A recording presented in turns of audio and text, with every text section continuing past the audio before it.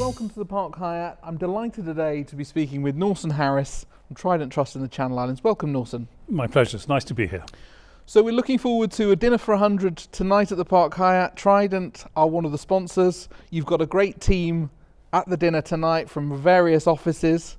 Perhaps you could tell us a little bit more about the team we're going to have present tonight at the dinner. No, it's wonderful. We've obviously we have a strong presence here already. We have Sandra Lau and her team in Zurich, and the regional head of the business, Marcus Grossman, is based here in Zurich when he's not out in the region. And we have colleagues coming up from Malta and Cyprus to join the guests tonight. And obviously we were delighted to be part of the PCD experience. Fantastic. And we're going to talk a little bit more about your background in the industry. We're going to talk about trends that you're seeing. But first of all, I mean, Trident as a group, it's a very impressive, dynamic organisation with offices all around the world. Perhaps you could give us a sort of pen portrait of the group as you see it.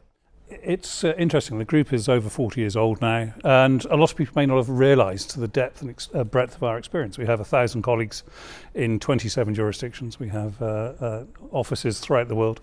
And we have historically been recognised for a lot of our corporate work.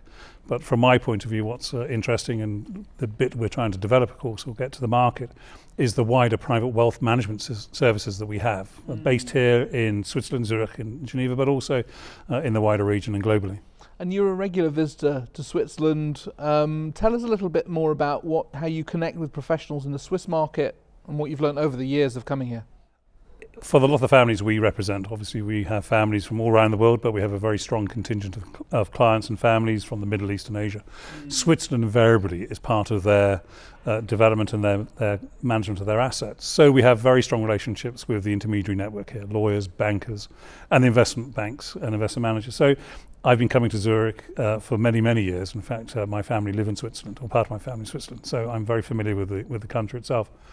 But as mentioned, it's important for our families that we have a strong relationship with the intermediaries, many of who will be here for dinner tonight. Great. And does it give you an advantage to be so joined up in the sense of you can work with your local office here, you've got colleagues from Cyprus, there's no barriers to how you work across the group, no silos?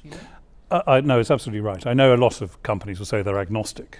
We have a very open approach that it's important where the clients and the families we represent, we look after their interests. If it means that they have to have a service provided by one of our sister companies, then we provide it. It doesn't matter to us where in the group it is. We'd like to think it's in the group.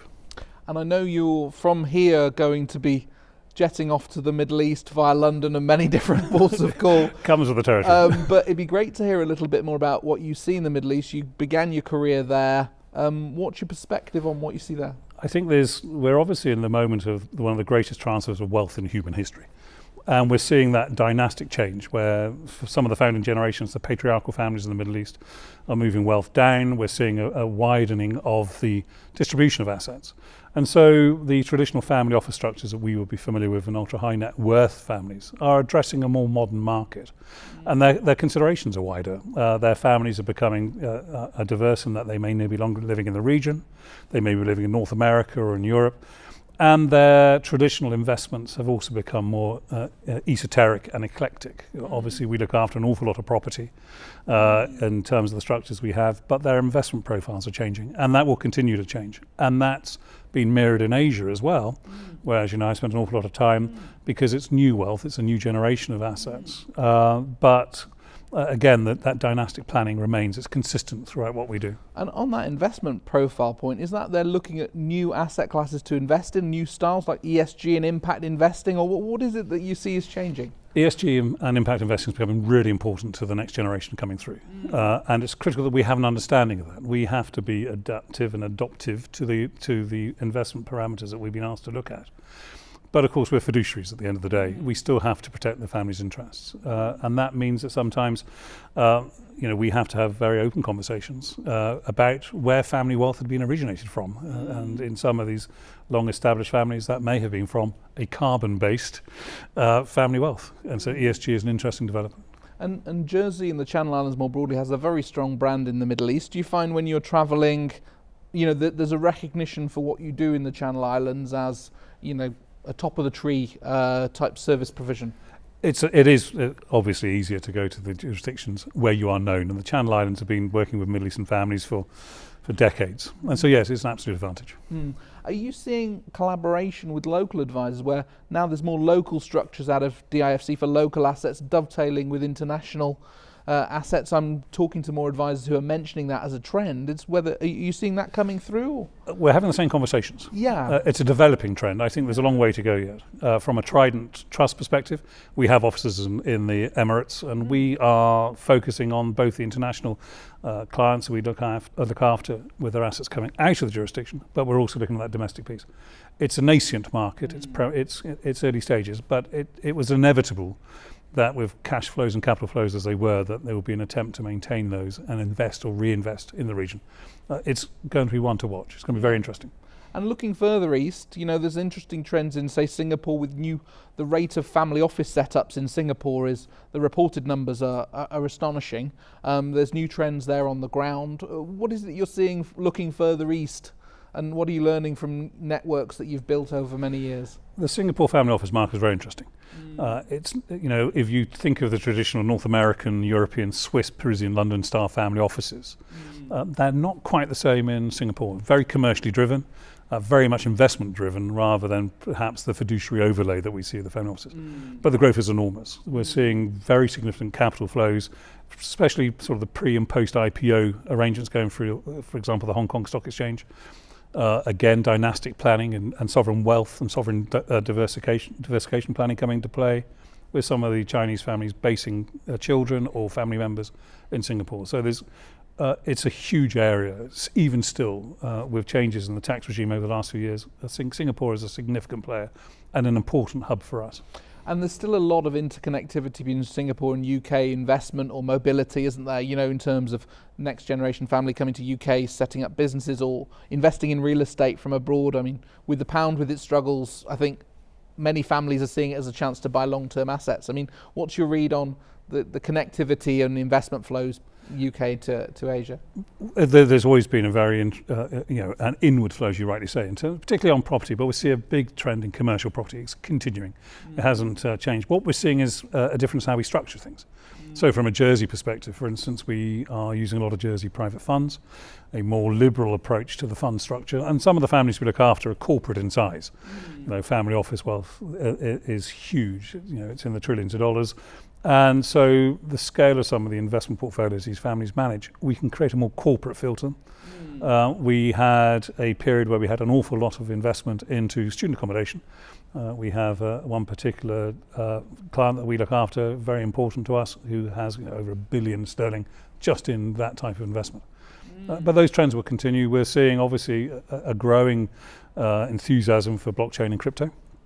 And that actually is coming out of our Singapore office. In Jersey, we run 2 crypto funds. Something that obviously new to us, particularly something that I don't particularly get involved in the private wealth side. But Asia's very keen to adopt new investment profiles and new investments. You have to keep innovating. You can't deny learning about trends in crypto and blockchain, isn't it? Because that's how the business adapts and will thrive. And this is where some of our colleagues in Malta, for instance, who are here tonight as well, they have a very strong presence in what we do in that terms of digital investments and digital economy. And how in terms of your business travel, I mean, we both chatting earlier about being on the road and, the benefits of that in relationships, but the challenges on, on personal life and everything else. But how are you seeing now as we're coming out of pandemic, travel plans coming back, which is great. But what do you think the new kind of world of work for those out there trying to meet people is going to be like, I may be regarded as, in the grey-haired years of my career, but the families we represent and the families I've always traditionally looked after, we need to have face-to-face meetings. You can get so far that, obviously modern communication is fantastic. It's allowed us to open up more channels that we can talk to the families and clients. But there's still face-to-face nuances you don't get out of a digital meeting. And so as we open up again, I see a lot more people travelling. My own travel plans have expanded significantly. I'm hoping not to the same degree as pre-COVID, but that's probably because of more of age than anything else. But it's essential that you have a very close and personal relationship with, especially in the private client world. And our colleagues who'll be here tonight will recognise that. And in terms of networking with professionals overseas, where there's some distance, I mean, I myself have been points in my career where I'm trying to build relationships cross-border. it can be a challenge, can't it? But I mean, when you're talking to new legal or tax contacts, for example, that could become good referrers, what are you trying to kind of instill and impress upon them about what a relationship with you could be like? I think it's in all things in life, particularly in business, you need to establish your credentials, that you are stable, you're for here in the long term. Trident's been a private company for 40 years, so we're established around the world and we're comfortable where we are.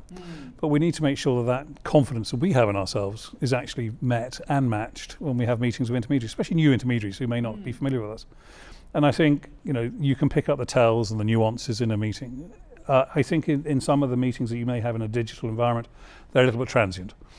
We've had so many of them over the years that they become indistinguishable. But it's been able to establish the brand identity and also the confidence that they would have in us being able to provide a service.